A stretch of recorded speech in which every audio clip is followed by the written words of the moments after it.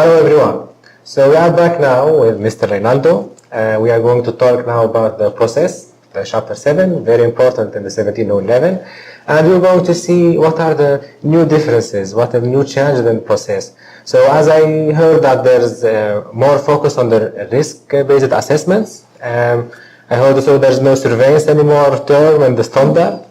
And also that there are new techniques that we can use in this. So can you give us some information about this? Yes, some points that during the working group 42 and Lizo Casco meetings of this working group, what the group discussed during those meetings was to introduce new techniques, new assessment techniques that it was already used by us as an accreditation bodies to have those techniques in the standards. Yes. For instance, one example of assessment technique that's incorporated now the standard that is very clear is what's called remote assessment.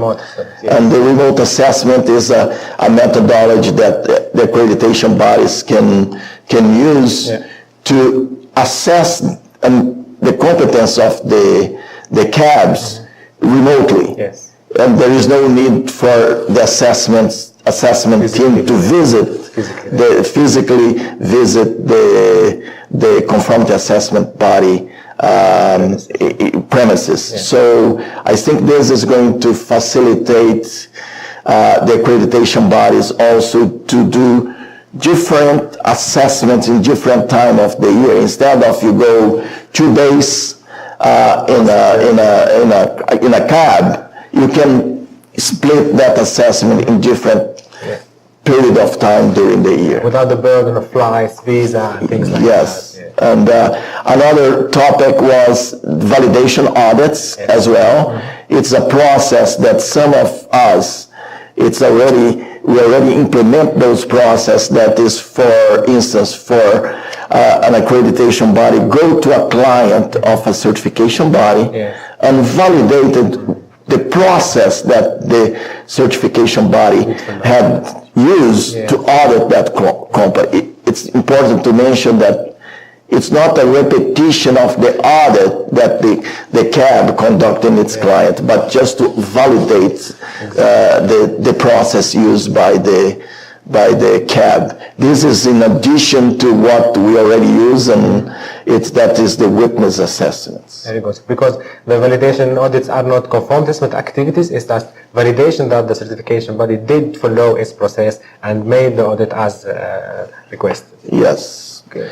Yeah, and another point in the standard regarding the process, as you mentioned before, it's not mentioned surveillance in the standard, but mentioned the accreditation cycle. Yes. So we as an accreditation bodies, we need to define the accreditation cycle and see how we're going to assess those cabs during that period. Reassessment is mentioned in the standard that before the end of the cycle, the accreditation body needs to reassess the cabs and see if they continue to maintain conformance to the accreditation requirements. And in that period, what is in the standard is that we as an accreditation bodies, we need to monitor the cab.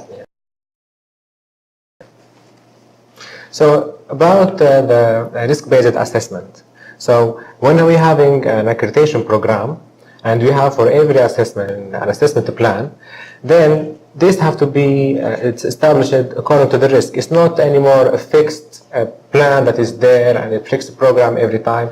No, now I think it's more related to risk-based for the activity of the cab and all the related things to that. So how is this normally? Yeah, this point it's applicable to all process. For instance, when a cab apply for accreditation, and then we as an accreditation bodies, we need to select the activities that are going to be part of the assessment. Yes. And when we select those activities that's going to be part of the assessment, we need to take in consideration the risk, the location of the cab, okay, the number of people that the cab has, and also in terms of the schemes that are implemented by the cab. So this is a changing in terms of approach that the accreditation bodies now, we have this tool to measure the risk in terms of, for instance, how many witness assessments we're going to conduct. If we're going to visit all the premises, if the cab has more than one site. So this is, it's a process that is included in the 17,011 that we can use that. I think this is an enhanced approach for accreditation, so that it's more personalized to every client. So one client is different from the other. So that's why the approach to make the accreditation can be different from one client to another, from one scheme to another, from one condition to another condition. This gives us flexibility, but I think also this gives us some responsibility, because as accreditation body, we should be able to show that this risk-based assessment have been made on solid arguments, and that there will be some consistency between accreditation bodies. When we do this in one AB, the other AB will accept it because there's a good risk-based assessment analysis before that. Yes, you are correct on that, and we need to incorporate this process in our accreditation activities, and also be clear, because when ABs receive applications, we need to have clear information about the client that are applying for us to define the risks in terms of, we already mentioned those scopes, schemes that are used, and this, it's going to demand us to change some methodology that exists today in our process, because the risk is not only for the staff of the accreditation body that's going to design the assessment process, but also the assessors that's going to go to assess the cabs needs to have this in consideration as well during the assessment. Very good. So I think this is the biggest change in 17011. It's a positive change. It's more confidence in accreditation bodies, and also more personalized services for accreditation.